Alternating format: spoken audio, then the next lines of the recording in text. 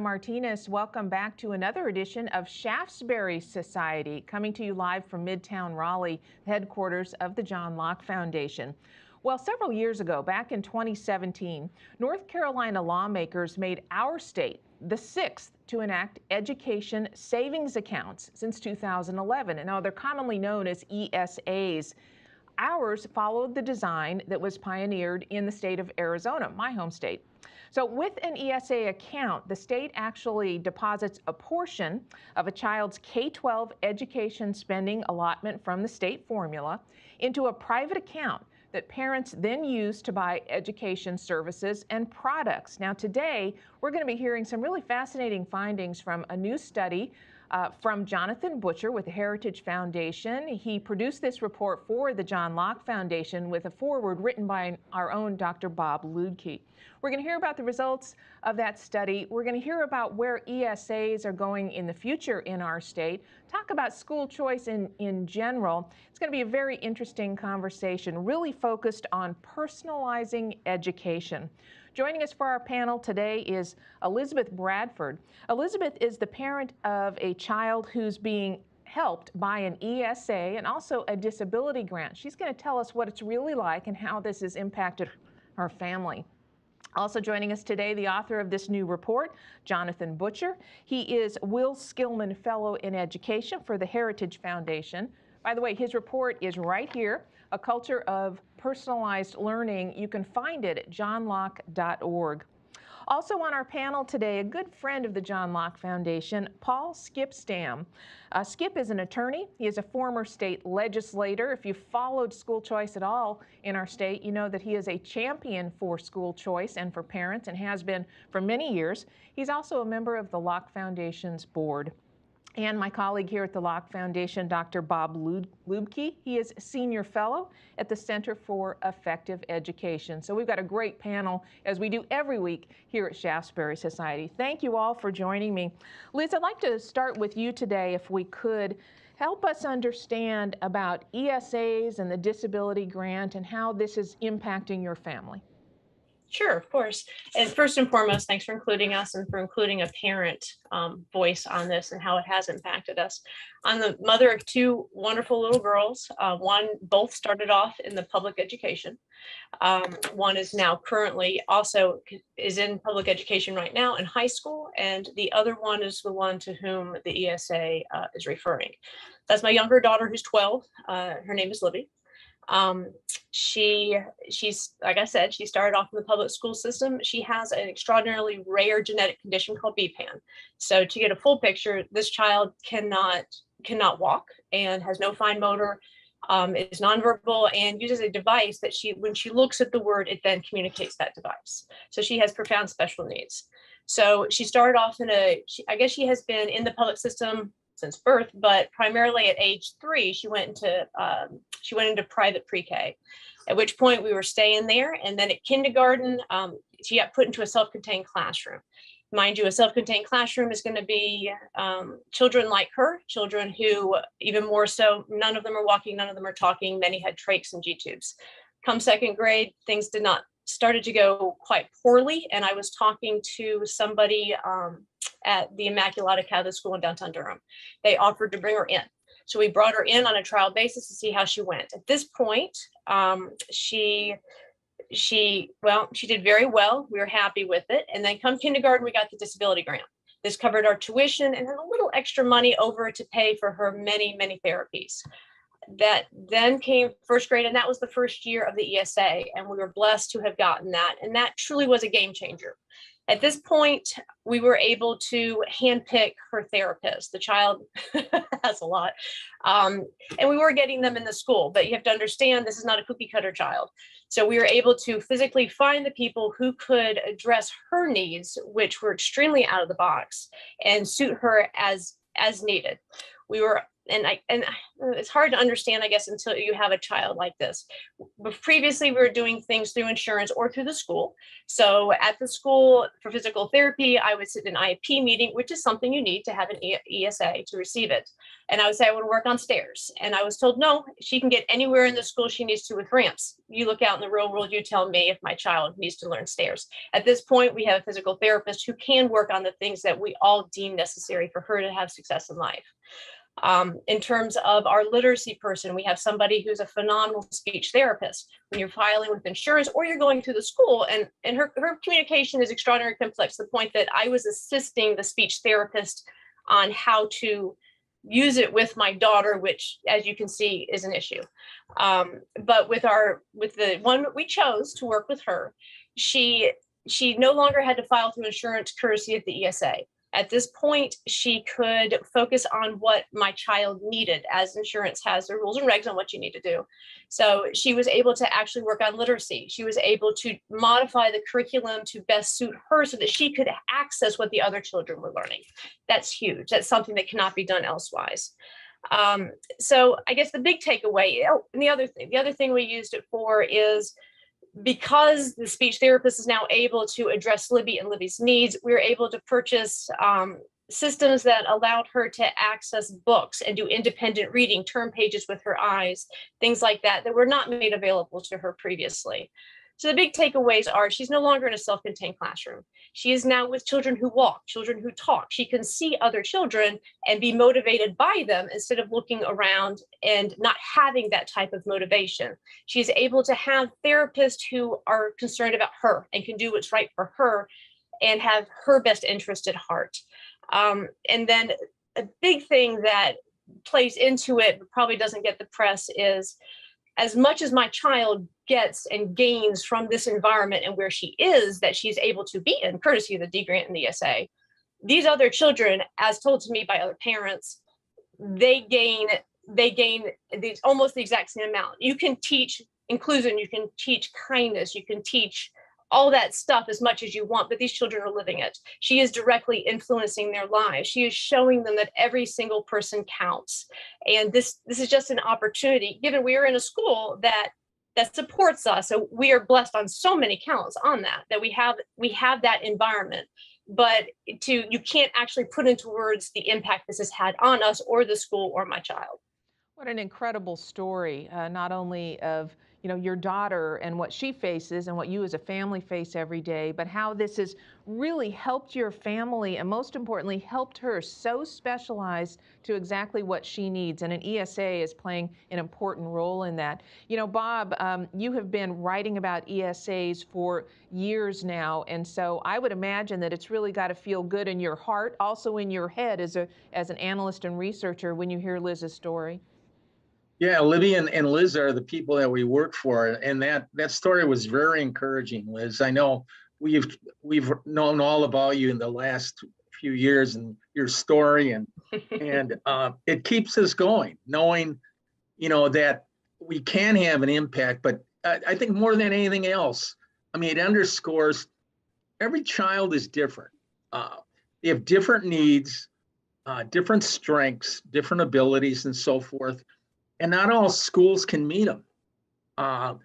Parents need to be able to find where that fit is, where the niche is, where that they can have their child supported, educated, feel comfortable, etc. And that's what ESAs can do.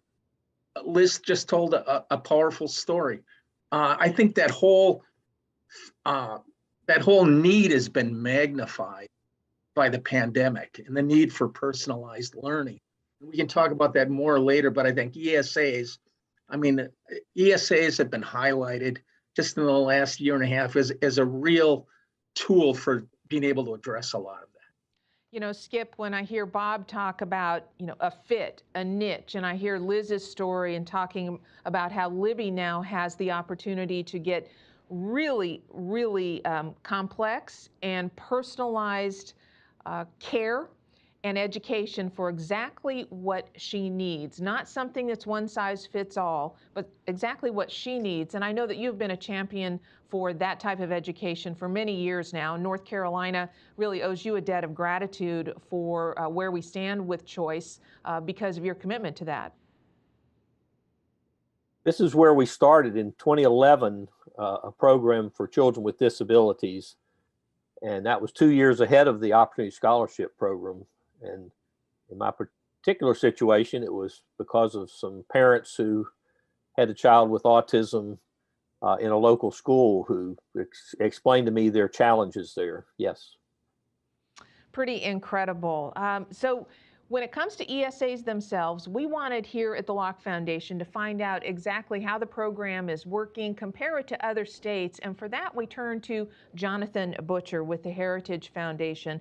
Jonathan, his report is now published. You can find it at johnlocke.org. I believe one of my colleagues is going to be posting a really easy link to get to his report in the comments section of our Facebook page, but you can also go to johnlocke.org and find it there as well. Jonathan, I'd like to turn the virtual floor over to you to give us some of the key findings of your report. Thank you very much, and thank you to the John Locke Foundation for the chance to write the report and to have a look at the nation's youngest, until recently anyway, education savings account program in the United States. And this is a significant point in the lifeline of school choice around the US. ESAs were limited to about 75 students in Arizona in 2011. And today, we now have education savings accounts in Arizona, Florida, Tennessee, Mississippi, with as well as North Carolina, with the new laws that have been enacted in West Virginia, New Hampshire, Missouri, and Kentucky, those most recently this year. And so we are sort of living right now the change in the landscape of learning options for parents around the country.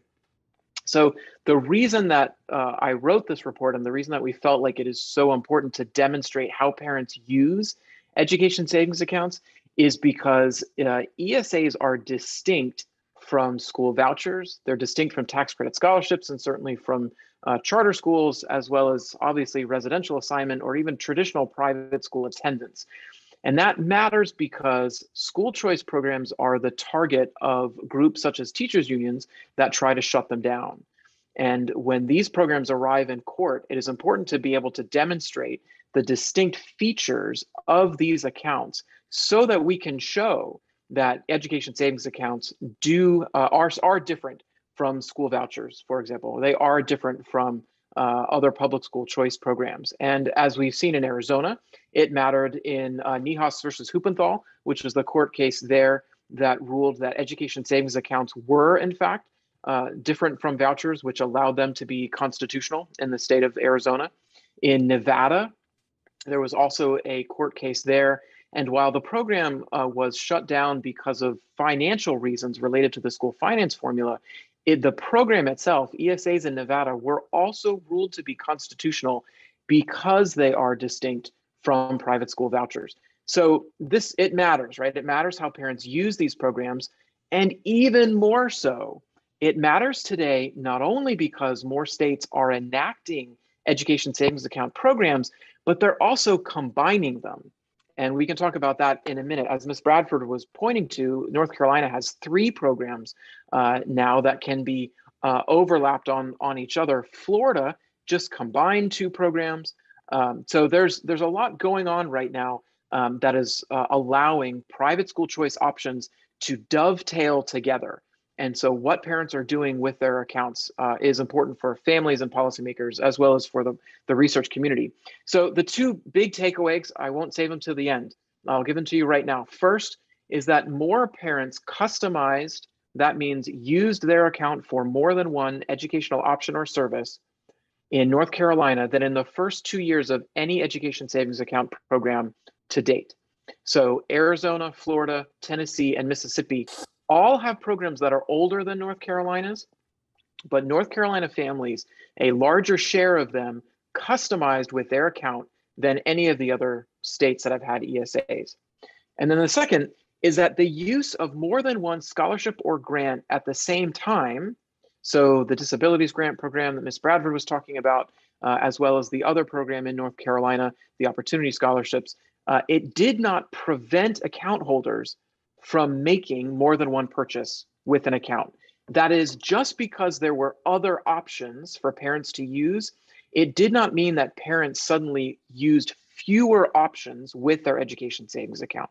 It didn't turn an ESA into a voucher. And that matters for Florida, as I'll mention here in just a minute. So as was described already, with an education savings account, the state deposits a portion of a child's funds from the state finance formula into a private account that parents use to buy education products and services for their children. This is different than a school voucher. With a school voucher, the state will send a check either straight to a school or to a family who will then use it to pay private school tuition. Or in the case of the disabilities grants in North Carolina, it's sort of a flexible use voucher as well. To date, there is no other private learning option that allows parents to use traditional state education spending or even a separate appropriation that allows families to buy more than one educational product. So what are we talking about in terms of products? Textbooks, online classes, private school tuition, certainly, as well as educational products and therapies that Ms. Bradford was talking about for Libby. So for those who have been following the change in education options during the pandemic, people have been talking a lot about learning pods.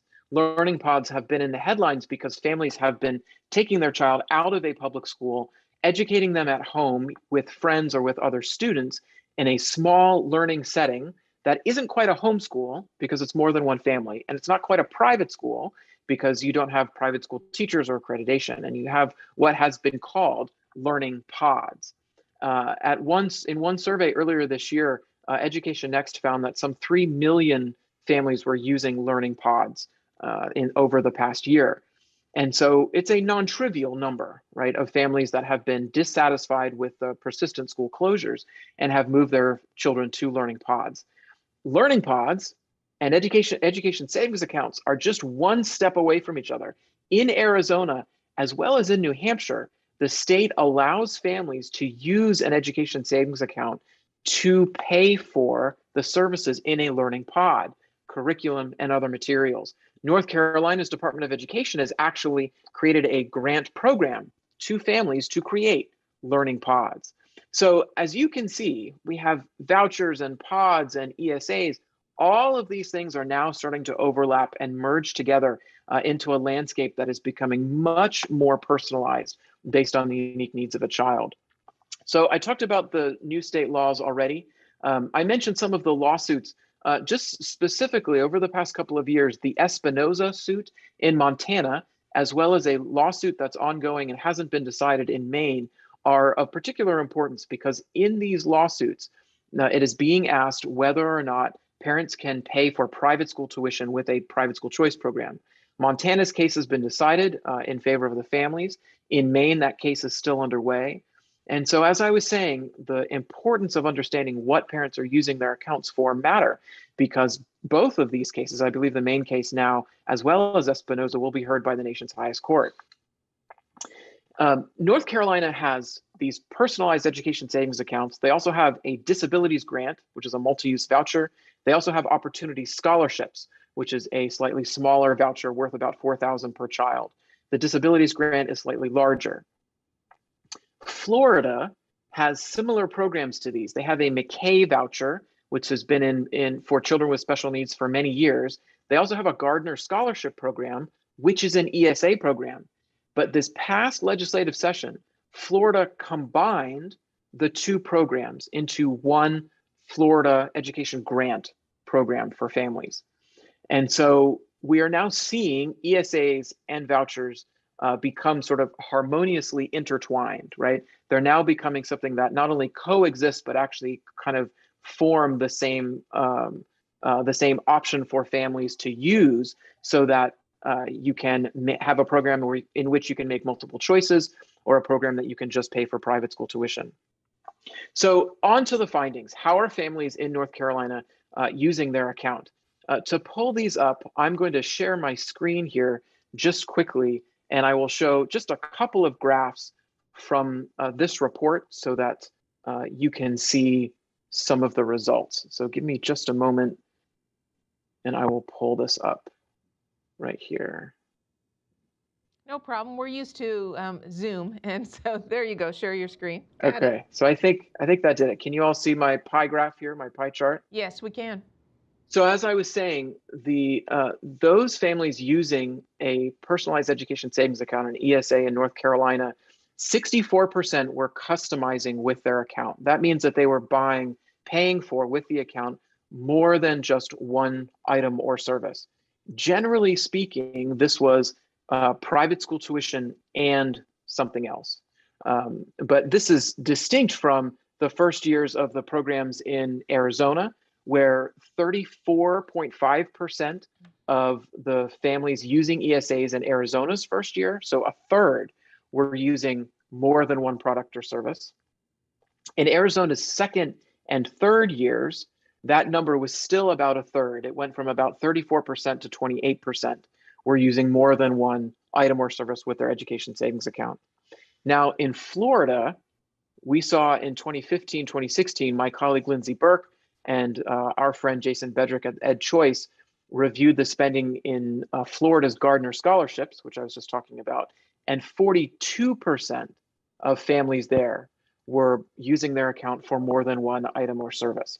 So higher than Arizona, but still about 20 percentage points less than what the families in North Carolina were using their accounts for. I also wanted to show this number because this helps to put a lot of what we're talking about in perspective. In Arizona today, according to new research from the Goldwater Institute, they are spending $14,000 per child in the public school system on average. The average education savings account in Arizona is about $5,000 to $6,000 for a mainstream student, but for a child with special needs, it can be $13,000 or more. So for mainstream students in Arizona, education savings accounts are less than half what they're spending per child in the public school system. In Florida, the average per student spending is about $9,000, but for children with special needs, it's usually much higher based on the child's particular diagnosis. It can be as high, just as in Arizona, as high as $10,000 to $15,000 or more, depending on the different services they're receiving. The ESA in Florida, the Gardner Scholarship, is about $10,000 per child.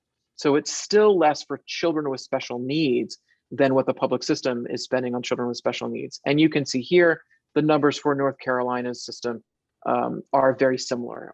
On average, families are spending less with their education savings accounts than with the district's funding for each child. May I ask a question on that? This is Stam. Yes, sir, of course. For the children in North Carolina, is that just from the ESA, or does that include the amount that they also receive from disability scholarships? So these numbers, according to the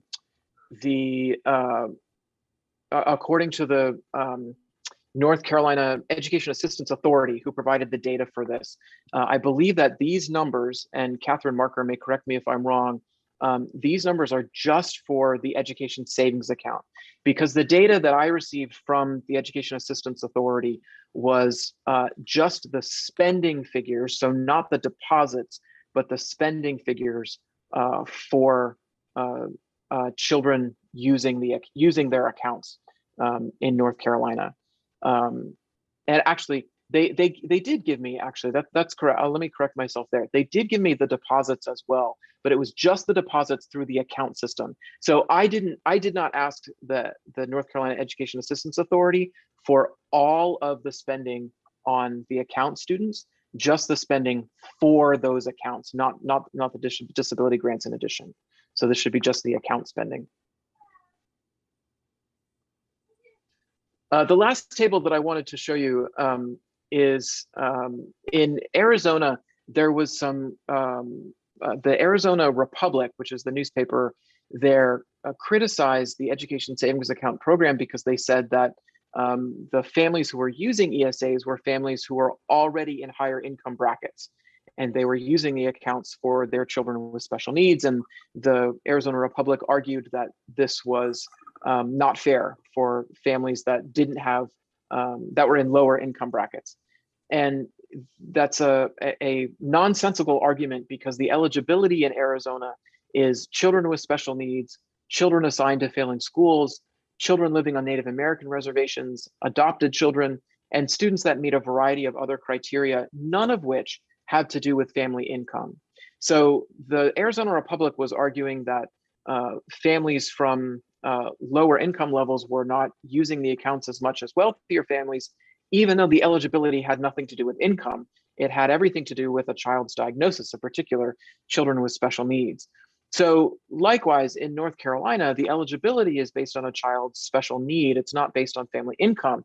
But nevertheless, I looked at the median income level of the zip codes of the children using the accounts in North Carolina. And the state median was right here around $52,000 per child.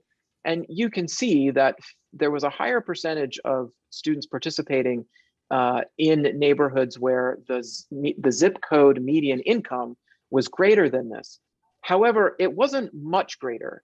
If we just expand our bubble by $10,000, we actually see that there's a pretty even distribution between families greater than or less than $62,000 in terms of the zip codes in which they're living who are using education savings accounts. So we cannot be arguing, or the argument cannot be made that a disproportionate share of wealthy families are using the accounts. Not that it should matter anyway, because the account eligibility is based on, again, the need of a child and not the income of the families. So the last few things that I wanted to leave you with on the accounts that I thought was important. First, in the numbers provided by the Education Assistance Authority, most of the students using the accounts in North Carolina are children who are on the autism spectrum. The highest number, you can see the bar graph in my report that talks about how many of those students there are, but it was mostly students who are on the autism spectrum. In general, the students who are participating are almost evenly spread out across grade levels, particularly in the second year. There was a higher number in kindergarten in the first year of the program than in the second year.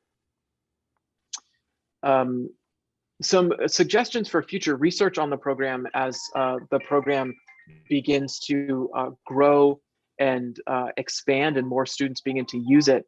It would be helpful to be able to see more about the families the account holders who didn't make transactions. There were a small number who didn't make transactions at all, according to the data that the Education Assistance Authority sent me. So it'd be interesting to know why that was. I have to really credit the Catherine Marker's team, because they provided a very helpful data set that had a lot of information in it.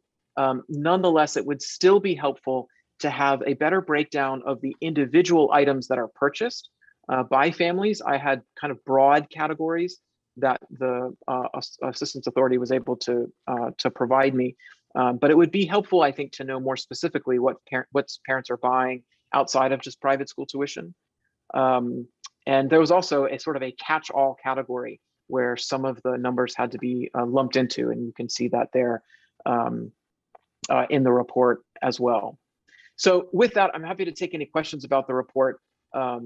In general, it is very important to recognize that this is a huge step forward to see that parents, when given the opportunity to buy multiple products and services with an education savings account program, they will do so.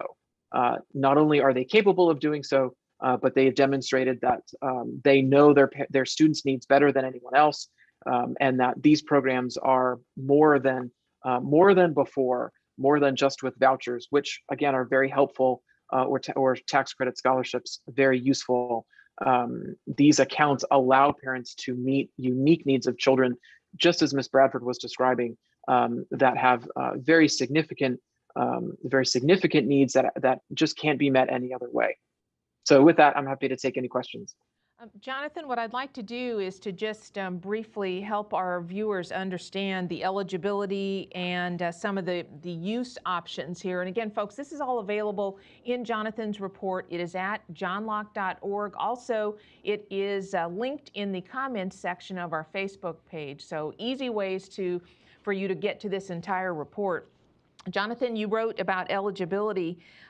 Eligible students are kids with specific special needs, intellectual disability, hearing impairment, speech or language impairment, serious emotional disturbance, orthopedic impairment, autism, traumatic brain injury, other health impairments, a specific learning disability, and then a disability as may be required to be included under IDEA. That is the Federal Individuals with Disabilities Education Act. So that's kind of the eligibility.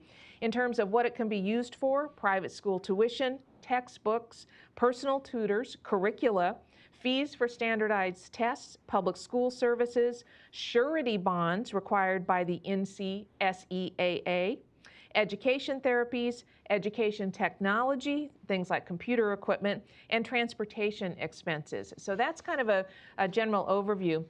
Jonathan, I'm not an attorney. I know Skip Stam is an attorney, so I'm sure he'll probably want to weigh in on this, but I do have a question as a non-attorney. In your findings and your presentation here, you were making a distinction about ESAs being different, and an important distinction, and I believe were your words, when it comes to the constitutionality and the legal challenges that might come. Is that because it's not specifically just a private, a scholarship to a private school, but it is for all these different very personalized options of curricula, textbooks, fees, etc.? Is that the distinction that makes it more likely to be held constitutional? So that's a great question. Oh, sure, Mr. Stam, go ahead. Yeah, let me have a little background on that. A lot of states had what was called the Blaine Amendment, which was passed in many states in the late 1800s as a way to keep public funds, particularly out of Catholic schools. But North Carolina doesn't have a Blaine Amendment.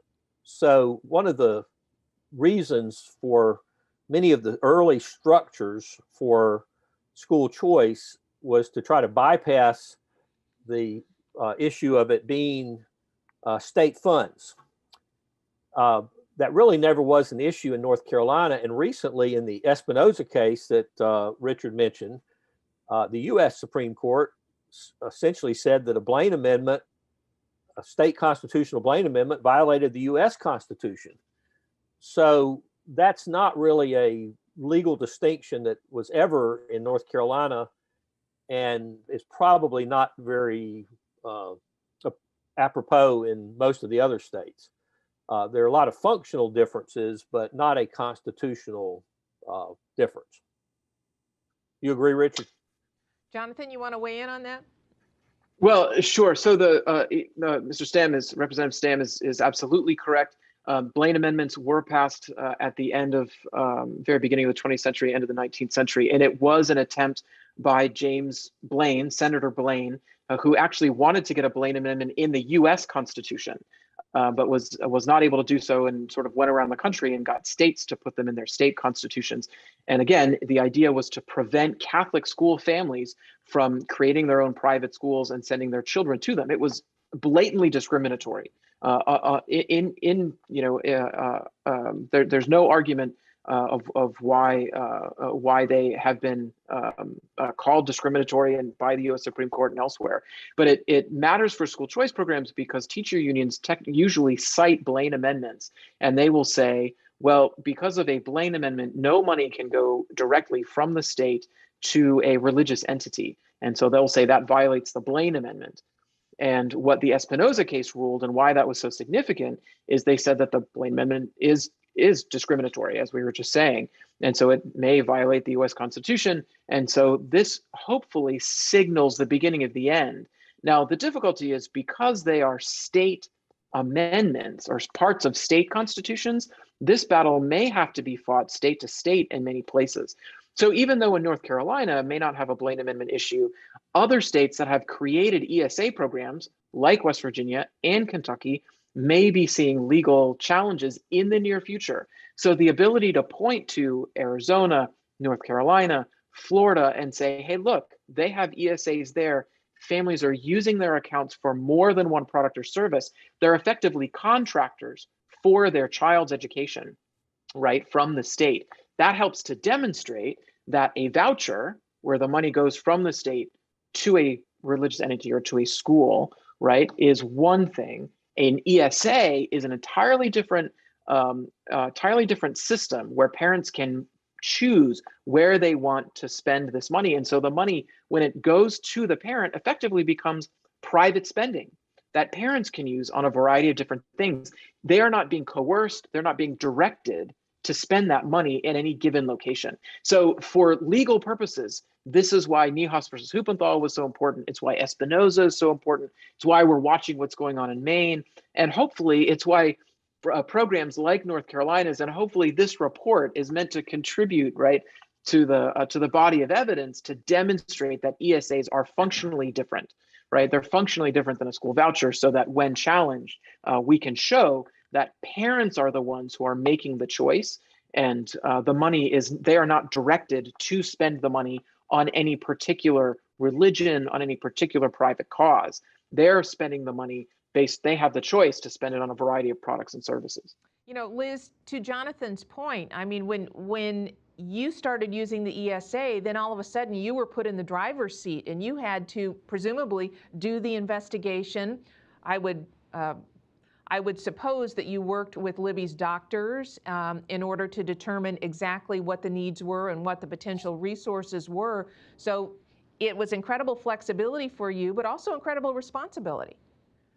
We're very involved in her life, to put it mildly. So we kind of knew what she needed. And I've been very involved since she started school, going in to see what the therapist did so that we can replicate it at home, because 30 minutes a week really doesn't do diddly. And also we would supplement with insurance paying outside the school system for her multiple therapies too. And then it really came down to luck, right? For us, finding the people who believed in her and listening to them and following their guidance. You know, it's part of the, if you surround yourself if you surround yourself with very gifted and talented people who care about your kid, you can really move mountains. And that's what we did for her. We were just very lucky and blessed. But yeah, it's a full-time job. I mean, despite my education, she's my boss. I can't go back to work. My job is making sure my kids get what they need, and you know, and any previous plans we had are out the window. But it's working, and it's improving her quality of life, and that's my job as a parent. So in that, we're succeeding. We're doing a good job. Boy, Bob, really, it's all about putting parents in the driver's seat. I mean, I know that's a cliche, but this ESA program and choice in general just embodies that, really does empower parents to make those critical decisions. I mean, these are decisions that will affect where their child goes in the future, what the opportunities are, and how well they can adapt to whatever their personal situation is. Yeah, that's really the significance of an ESA, is that it really empowers parents, you know, not only to allow to choose where their child goes to school, but specifically also how they're educated. And it's a game changer. I mean, Liz showed us how it's a game changer. And I would, if I could just kind of circle back here, I would be interested in Liz's comments on Jonathan's report, just on kind of the general findings, and also just in working the last couple of years just with the ESA and so forth, have you been able to get most everything that you've wanted as far as services? If not, tell us a little bit about, you know, how you'd grade just kind of the array of services, et cetera, if you would, because I'm interested in that. I was trying to remember during it what all we have spent it on. Yeah, I'm trying to think. I mean, I didn't mean to catch you flat-footed. We can kind of continue that later, but no, we aren't interested in that, obviously. Okay. No, parents... what we have done is, I mean, I'm trying to think too, in her school, there are a couple other kids who do have the grant and ESA as well. And I was trying to think of what they did. One of the moms, she has a kid with Down syndrome. Her money too is spent on therapy. So first and foremost for us, because of where we're located, it's the tuition. That's a big chunk. Yeah. And then with what's left over is where we get to figure out how best to accommodate the children. A lot of it is tutoring. I know we both have someone who can tutor them specifically because they are being kept at grade. Well, I knew her current grade level, correct? So technically she should be in 7th grade.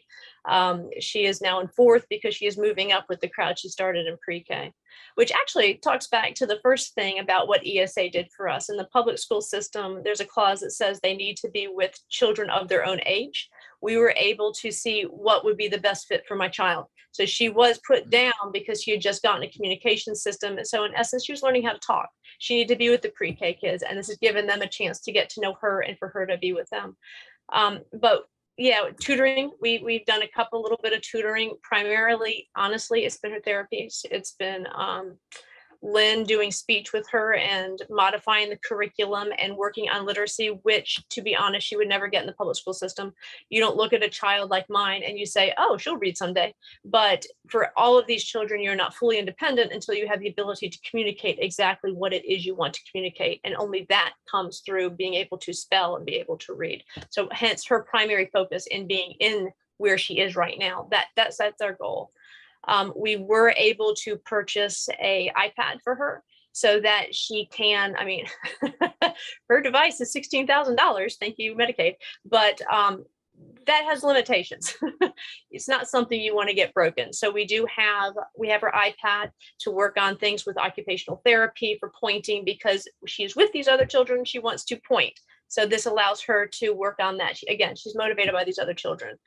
And stuff for academia. We've been able to do, we're working on a math program, again, something that would not be approached in her situation where she was, but we were able to get a grasp on numbers. You know, it's hard for kids like this. We were able to buy supplies for that as well, along with her literacy stuff. But I believe, like, in her classroom, or the other kids that have it, a lot of them use it. The additional is some of the kids with therapy, and a lot of it is just for tutoring and on that end to help them stay and not fall, to close that gap, to give them that little leg up that they need. I mean, in any classroom, honestly, public or private, there's only so much that a teacher can do individually for these. This allows them to keep their kids from just falling that far behind. I hope that answers it. It's great to hear you say that she's motivated by being around other kids too. So she's getting yes. that socialization. Oh yeah, she wants to run. God bless her soul. Not sure that's going to happen. So, but she sees what they do and wants to do it. It sounds like the program is working well for what Liz's needs are right now for Libby. I know that Bob and Skip, you have been really following closely what's happening in the legislature in terms of different changes or improvements that might be on the docket here for inclusion this session. Can you give us an update on what we know and what you think are some good ideas or maybe some not so good ideas that are floating around? Sure. Donna, there's several things that we're fairly confident will be in the budget. And if it's not over vetoed or if it's overridden, will be law, within a month or so. Two of them relate to the disability and ESA, and that is, first, like Florida, the two programs will be combined in the next school year. So you don't have to apply separately, for example, for them. The big distinction between ESA and disability scholarship is that the extra money is for the more severe disabilities. In other words, you can get about it'll go up substantially to about $9,500 for all disabilities, but then the more severe disabilities can go up to about $17,000. Now, in addition to that, those two programs are not dependent on income, but opportunity scholarships are. But if you're also qualify for opportunity scholarships, that can be an additional, currently about $4,000 per year, added to the either 9 or 17 for your child. And so there are two significant changes in opportunity scholarships that apply to a good many children with disabilities. And that is the income limit will be going up from 150% to 175% of free and reduced price lunch. And perhaps even more importantly, the amount given will not be a flat amount, but will go up each year based upon as a percentage of the state spending for all students statewide. So if this bill passes in the following year, it'll go up from an average about $4,000 a year to about $5,500 a year. And thereafter, you won't have to peg it to inflation because it'll just, here we go, it'll go up with state spending. So those are the big changes we expect to happen very probably for the next school year. So that's all Thanks. right now a part of the budget calculation, right? So there's always Yeah, the possibility that the budget would pass, but then it would be vetoed by Governor Cooper, and who knows what happens from there. That's correct. Although I'm going to go out on a limb and prophesy that he will sign this year's budget because he has Really? to. Tell us why. Well, there are a lot of goodies in there that a lot of Democratic members want to have for their district. But even more importantly, Leandro, I imagine most of your listeners are familiar with Leandro, and the judge is claiming that the assembly is not given enough money. Well, despite his reasons for vetoing the last four budgets, if Governor Cooper vetoes that budget, he's actually a party to Leandro, and he could be held in contempt and fined and maybe put in the pokey for civil contempt until he signs that bill. Oh my, fascinating. I mean, the judge has threatened the legislature, but the legislature is not a party to that case. So I don't believe the judge can really do anything to the members or to the leaders of the assembly, but Governor Cooper is a party to it. That is interesting. Let me share Bob. a little bit. Skip talked about, the choice programs and changes, in the budget, but we've got a whole other track of money to deal with here, and that's from COVID relief, and primarily the last batch of it coming via the American Rescue Plan, ARPA. And there are some significant options there that North Carolina is dealing with. We were working with legislators for $1,000 basically learning loss grant that we had drafted. It unfortunately was not included in the budget, but we're still keeping our fingers crossed for reintroducing that in spring. There's lots of money in North Carolina. You counted all the money for K-12 education and even a smattering of higher ed. It's about $6 billion. Yeah, billion with a B. B with a B. It's about, you divide it, it's about $3,800 per K-12 student. It's a lot of money. And Bob, it's a lot of money. To be clear for our viewers and our listeners, that's $6 billion in federal COVID relief funds on top of what is already appropriated from the feds, the state, and local.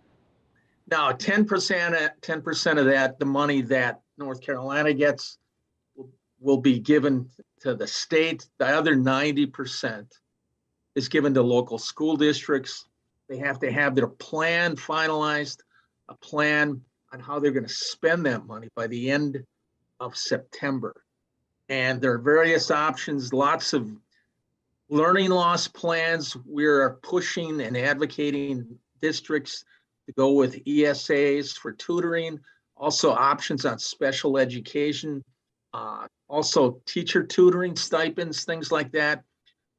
Districts need to be bold and also make sure the plans are student-centric.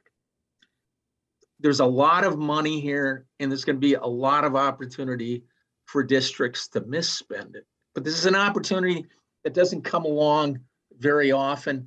And we're urging people, obviously, to make sure that this money is spent where it's needed. There's a lot of learning loss. There's a lot of kids with need. And there's a lot of options that we're finding out from across the country about things that work.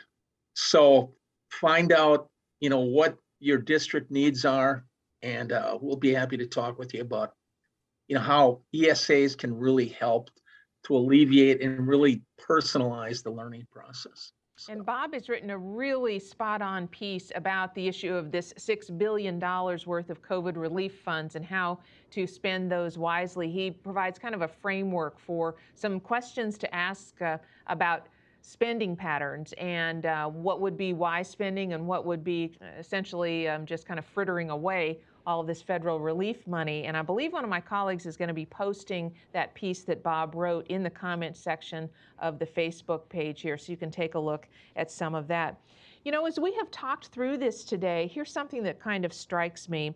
On the one hand, we talk about North Carolina should really look at changing the way that we fund education overall, making it more student-centric, to Bob's point, so that there can be personalization.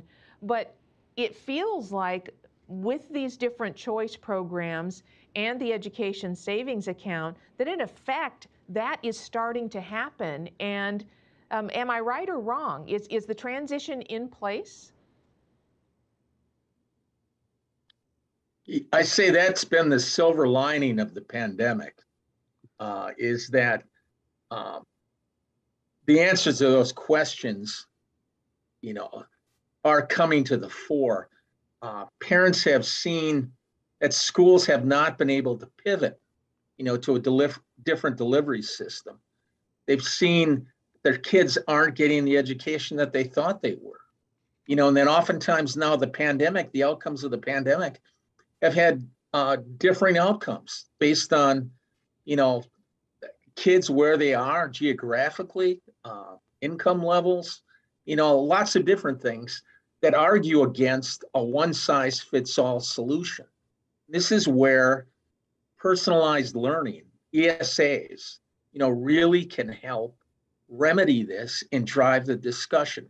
Yeah, at the root of a lot of this, that even at the root of the argument on school choice is that the financial system, the way we fund schools, is not geared to helping students. It's geared to helping a system. And that ultimately has to be changed. Skip, over the years, you put up with this for, I know, many, many years. There seems to be a knee-jerk reaction by some critics.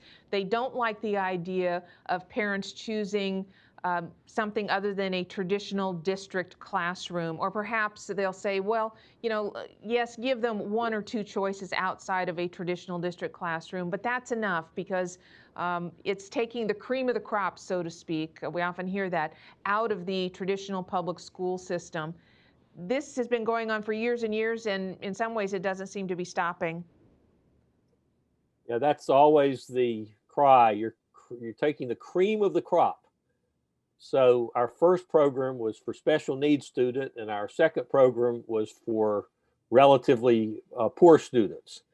So I would say that argument has been knocked in the head. I agree with Bob on what's happening because of the pandemic. During the pandemic, when they weren't getting enough education to start with, Wake County School Board closed the schools for a day because of impending rain. So, rain. True. Rain. So the next day, when all the kids, now they still were supposed to have asynchronous learning, which means no teacher, but they're just supposed to do things, which most of them don't do. I volunteered to teach all of the fourth graders in the entire system an hour or two of geography or social studies. And I was surprised at the reaction. Two of the members of the school board said they'd like to help. They're frustrated too. Wow. That the administration and the teachers are so allergic to actually teaching. But there you go. Jonathan, as you have looked at the not only the landscape of North Carolina, but of course the other ESA states, what are you discovering about these programs that might be the genesis of ESAs really spreading to even more states? What is it? What is the appeal? What's the nugget that might really capture the attention of a legislator in another state or another region of the country to say, you know what, we've got to think about that as well, just like North Carolina? Well, I think as Bob was saying, with the pandemic, we've come to see that parents need more, students need more than just the four walls of a classroom. And now there's no argument against being able to do some form of virtual school for part of the day or virtual learning.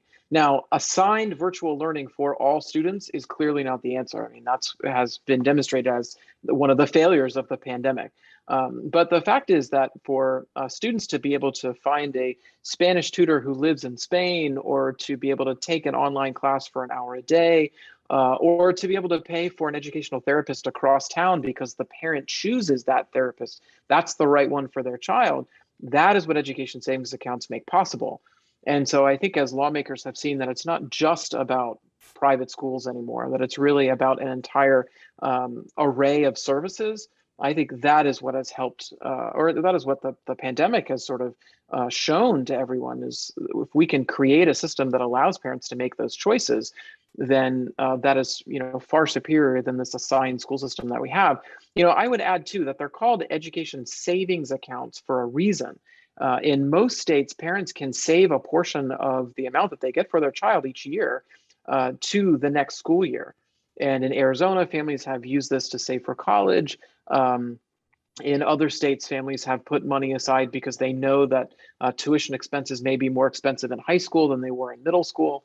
All of these different ways that in which parents can look to the future and sort of plan for what may be coming is another just significant element of education savings accounts, separating it from the other options that we've talked about here. Liz, we began our discussion today with you sharing with us Libby's situation and what your family deals with every day, and trying to make sure that she is getting exactly what she needs. I'd like to end today with you as well. What improvements would you like to see? Is there anything that is missing in the ESA program that would really help not only you, but other families who are facing the same types of challenges? That's a good question. Honestly, I think it was very well put together in that there's a lot of checks and balances to make sure that the families don't abuse it, which is I appreciate, because that keeps naysayers from having any ammunition. You're always going to have someone trying to cheat the system. I think it has done a good job on that. And the one thing that I have heard, and I'll attest to, is we do pay taxes on all the money we spend that is not sent towards tuition. So we have an additional $10,000 we do spend on that is added to our W-2 because of that. I think that's the biggest thing that I hear on repetition from various parents that kind of hits hard, because you have to budget that into your come tax time. You got a little more you got. So you have to set aside something to be able to pay the taxes. Yeah. And there's actually a provision. There's a provision in other state laws that says that it's not counted as taxable income in Arizona. Actually, in I think particular. Skip, we've discussed that, haven't we? I'm curious, Liz, is that federal taxes or state taxes or both? I need my husband. I think it's federal. Okay. Yeah, that needs to be fixed. It goes down as a grant and awarded to us, so we pay under taxes as a grant. I can't remember the exact form. I should know that, but so if you were paying enough, the threshold for getting the deduction for medical expenses is very high. It is. You probably don't qualify for that. No, she's severe, and her diagnosis unfortunately comes with a premature death date. And given that diagnosis, we get a Medicaid waiver. So we are, again, we're very blessed. It's amazing how you have a child like this, but we have been gifted a lot. And in that regard, our expenses are pretty non-existent, or else, yeah, we'd use that. We'd be set. Well, Liz, we can't thank you enough for sharing your story so that people can understand this is the reality. There are families who are facing this with their children. And it's through these programs, ESAs and other choice programs, that we're able to try to help and make sure that you're getting at least some of what you and your child needs. Liz Bradford, thank you so much. Really appreciate that. Also want to say thanks to our panelist, Paul Skip Stam. He has been a champion of school choice and empowering parents for many, many years here in North Carolina, continues to be a champion to this day. He's an attorney, former state legislator, and he's a member of the John Locke Foundation's board. Skip, thank you so much. My colleague, Dr. Bob Lubke, has mentioned his piece that he wrote about this $6 billion worth of federal COVID relief funds coming into North Carolina. Make sure you take a look at that in a link in the comments section of our Facebook page. And Jonathan Butcher, he is the author of the report that we've been discussing today, A Culture of Personalized Learning, all about education savings accounts in North Carolina. Also at johnlocke.org, you'll find it there, and in the Facebook page comments section as well. Folks, thank you so much for joining us today. Really appreciate your perspective and joining the panel. Thank you for having us. Thank Thank you. you. And I want to thank you as well for joining us today, folks. You are here with us consistently every week here for Shaftesbury Society, and we so appreciate that you are engaged, you're interested in the key policy questions facing North Carolina. As you know, we are a nonprofit here at the John Locke Foundation. That means we rely on you, not only for your support and to share our values and to share with your friends and family the work that we're doing, but financially, we rely on you. I would ask you today to think about that, and if you are moved by what we're doing, we certainly hope you are, that you consider making a tax-deductible donation to the work of the John Locke Foundation.